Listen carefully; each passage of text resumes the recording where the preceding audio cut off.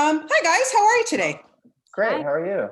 I'm good. I'm good. Great to see you both. And I love this film because it's Cool. right up my alley. It just honestly, when I was a kid, I think I read every single Nancy Drew book. Oh, yeah. So, what I need to know from both of you, Sophie, let's start. Did you ever get into the Nancy Drew? And Adam, I want to know if you were a Hardy Boys guy. So, Sophie, start.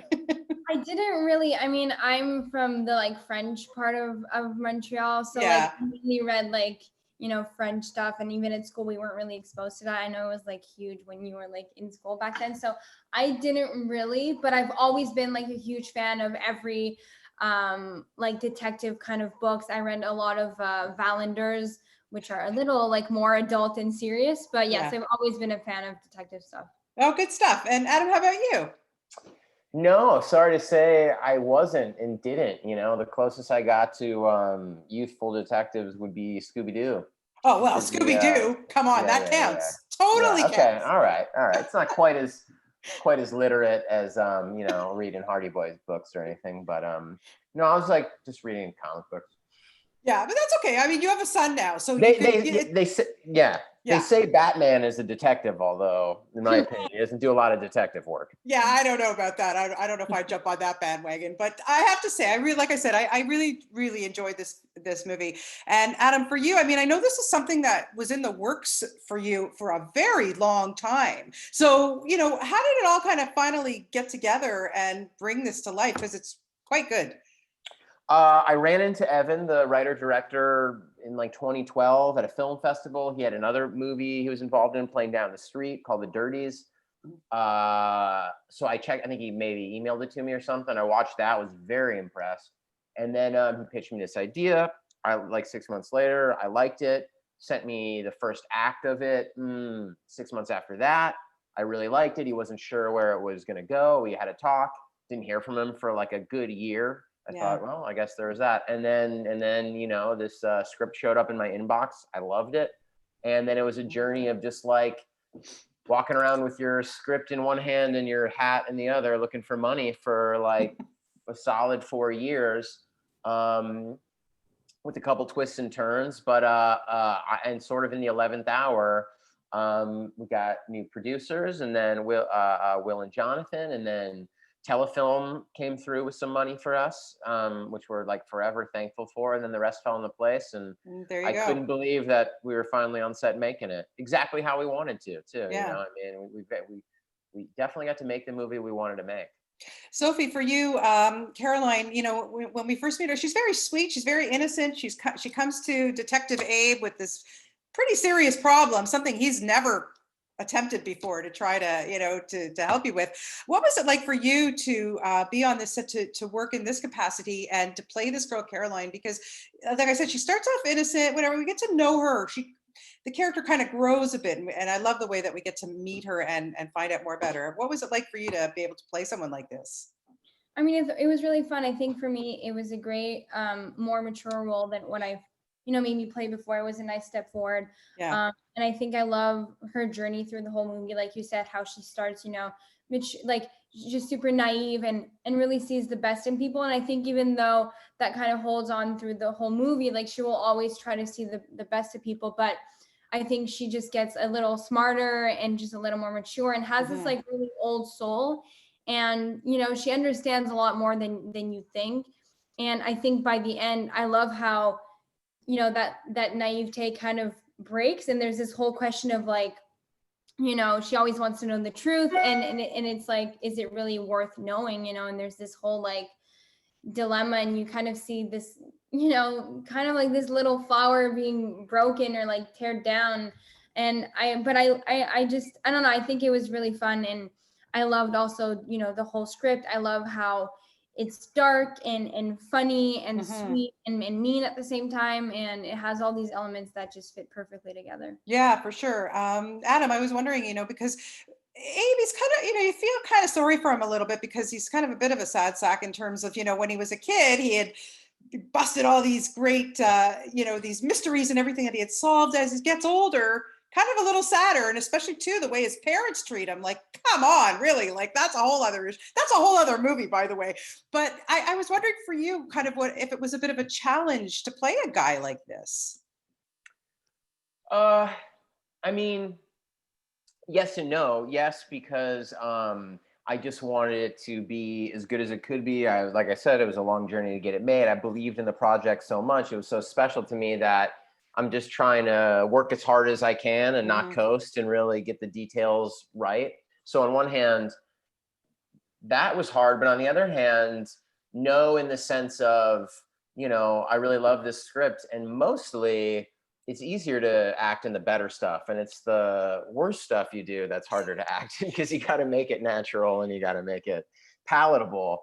And so, no, and as to his mood and stuff, it kind of fit like a glove. It wasn't too hard to get a little sour. I can lean into that side of myself pretty well, I decently. was going to ask if you related to him a little bit because of, also both of you were child actors when you started and stuff. So you look at when you get all that attention when you're young and then you get older, do you feel that kind of responsibility to keep it going? I mean, kind of, and that's like, it's really something that I find that I've had to deal with recently. Like, most, like, it's mostly like in interviews, and just like, I feel like everything I do has more of an impact now, or what I say, or the Hmm. roles that I pick. I feel like when I was young, I was just, I mean, I'm still really young, but when I was like a kid, I would Yeah. just do whatever I wanted, and everything I said, like in Q&As or whatever, Yeah.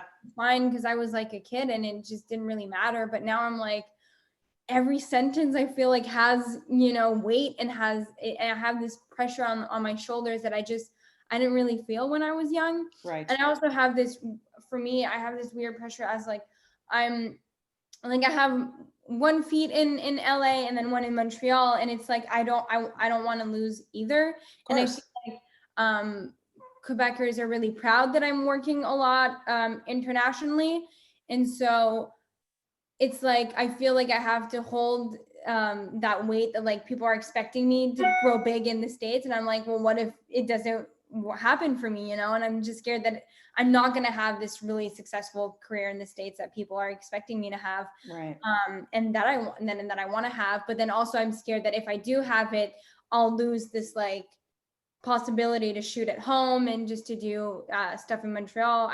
I don't know. I'm like in this weird in between where I'm kind of, I do feel a lot of pressure actually. I'm sure, but I don't think you have anything to worry about as far as I'm concerned. Adam, for you, finding roles these days, is it something that, are you pickier? You're a dad with 2 kids now, and is it harder to find things that, you not just take anything, especially with the popularity of something like the OC, which is now it's now on HBO Max. So all these new fans are finding you, and is it tough to kind of now find your ground, what you want to do with your career? It's more. I'm more picky in the practicality and the logistics of everything because I've got a family, so it's like, Yeah. well, where does it shoot? Is it worth it? Is it really worth it? Not just for the journey or the experience, but like financially, career-wise, or is it really touch me creatively? Or Mhm. so I think about the logistics more. But in a way, it's ironically, it's been more liberating in that because I used to not consider I mean, I was making a nice living, but I wouldn't really factor that in. And now with a family and stuff, I can kind of I have my own creative taste, but they don't have to take the utmost precedent every time. It's like I Right. have other factors, and in a way that's kind of liberating because left to my own devices, I can actually be too precious. And the truth of the matter is I mostly have fun on set, kind of whatever I'm doing. Yeah. And in fact, sometimes the worse it is, the more fun I'm having, the less I care. So, Yeah. yeah. So, I mean, it doesn't, being passionate about something doesn't always correlate to like a great time. Yeah. And which is not to say I don't want to always do that and look for that. But, so yeah, so no, actually I'm feeling a little bit freer these days, to be quite honest. That's good. Well, I'm going to wrap it up, but I'm just going to know right away. Sophie, did you hit it off with Adam right away? You guys had a good chemistry.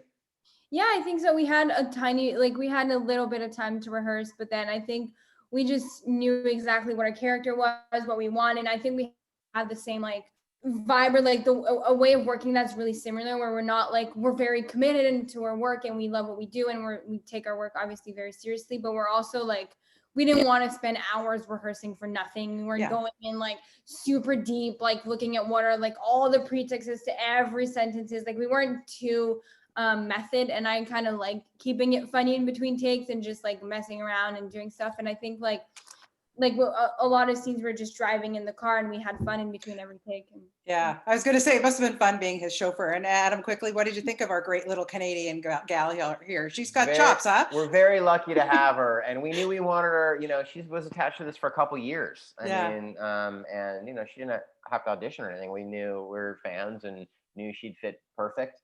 And we all speak the same language. Evan and Sophie and I, we all get the script intuitively. It's not, you know, not trying to reverse engineer anything or fit a square peg into a round hole. It's just like I said, we're all speaking the same language. We understood what was special about the script instantly, and it's not for everyone. You know, it's a specific enough movie that like I like that some people will not like it. Most will, and it finds its audience. But I don't like that it's, you know, I like that it's not so universal that everyone, you know, Yeah. it's a specific tone, and you have to respond to it. And so you know, there wasn't. I mean, we were just playing. We would play and tweak stuff, you know, for fun, but it wasn't like it was so natural for us. Well, I liked it. I liked it a lot. And I think you were both fantastic in it. And I think I'd like to see, it was a very interesting ending there, Adam. So I want to see where Abe goes after. I want a sequel. Okay. So think about that. Okay. Such a pleasure to talk to you both today. Stay healthy, take care, and best to you both. Take care. Thank you. Bye-bye. Bye-bye. You're welcome. Bye.